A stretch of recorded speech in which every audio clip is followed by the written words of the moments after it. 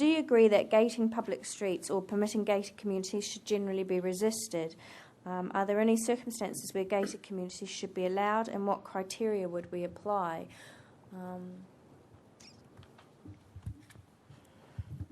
Simon Burke at Knightsbridge Association. I made a number of points about this at the previous session, Councillor Chalkley's session last week, but the main one is that whatever policy you do have here, which sort of restricts gated communities to narrow circumstances to deal with extreme antisocial behaviour or something, should not be so widely drawn that it actually discourages other sensible traffic calming or traffic reduction measures in residential type areas. I mean, do you ever perceive that there would be a time where antisocial behaviour couldn't be dealt with in other ways that would require a gated community, or whether or not there's circumstances, for example, for security reasons, where a gated community may be appropriate? Yes and yes, probably. Yeah, I mean, I think it should be an option, a policy option in certain circumstances, but they need to be quite narrowly defined circumstances, I would suggest. But just don't use the policy to stop other things which should happen for other reasons. And do you have any suggestions what those circumstances might be, what criteria we might apply to gated communities? Under what circumstances would we allow them? Not really is a short answer. I mean, I think if there is, I don't know, some security thing, I'm not a security expert, but if the police say it should be closed, then I would close it immediately. For example, if it is used as a place, where people are sort of seem to be gathering for drugs or something, then, if it can't be dealt with through other policy measures and it's a last resort, then perhaps no, I don't know. I would rely on the professionals. Okay, thank you.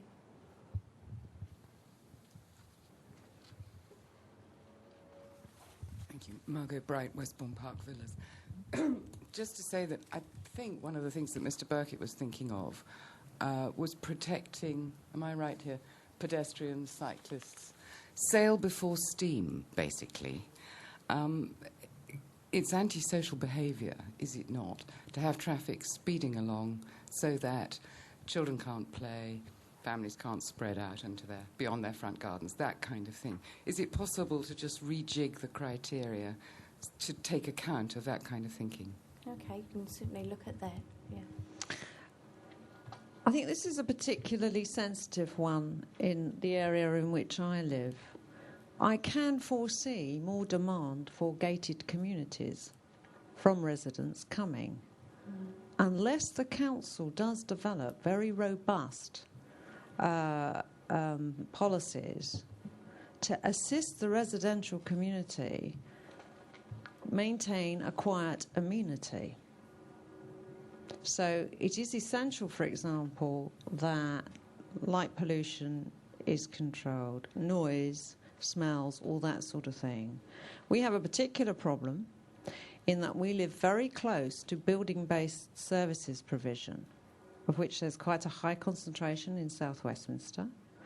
And, for example, the day centre near us receives 32,000 visits a year. So we have a lot of people circulating in our area and quite a high level of antisocial behaviour, which we are trying to tackle in line with the council.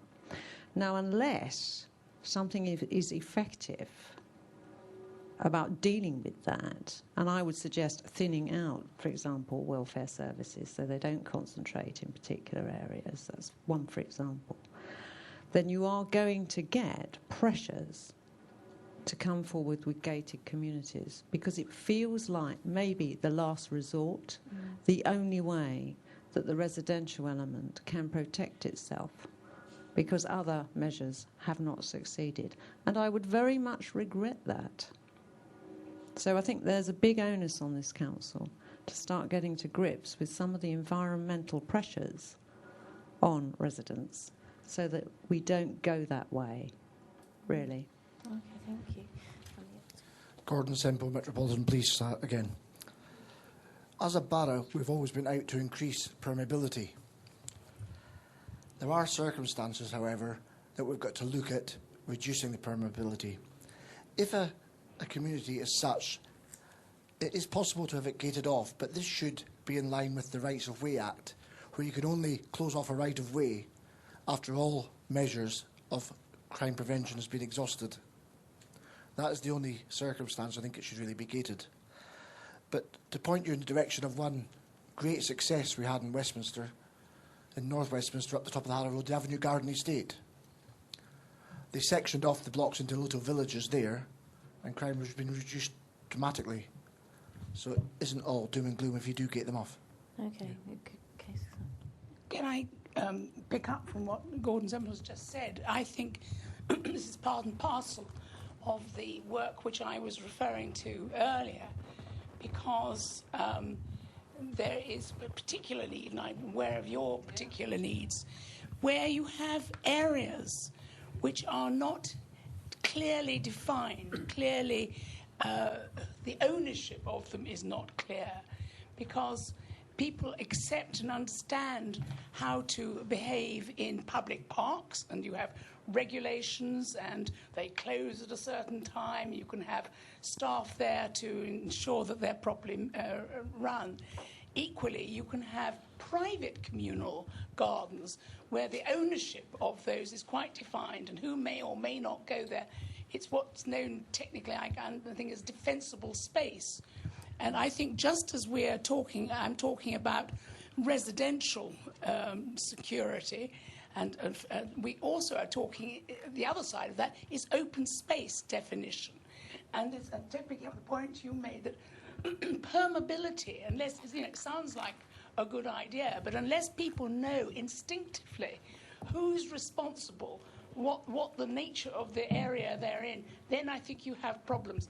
And I think that just as we have said that buildings, residential buildings, must be safe, undefined, we've also said open space is a good idea without defining precisely what rules and regulations. I'm sorry to talk about rules and regulations, but I think in a crowded city they're necessary. We have to be quite clear as to the nature of all our open spaces and who's responsible and what is allowed and what isn't allowed in them. I would broaden that to say all our spaces need to be clearly, certainly secured by design. There's a strong focus on making sure it's quite obvious whether it's part of a private ownership or public, and avoiding these in-between spaces that are unclear. Thank you. Yes.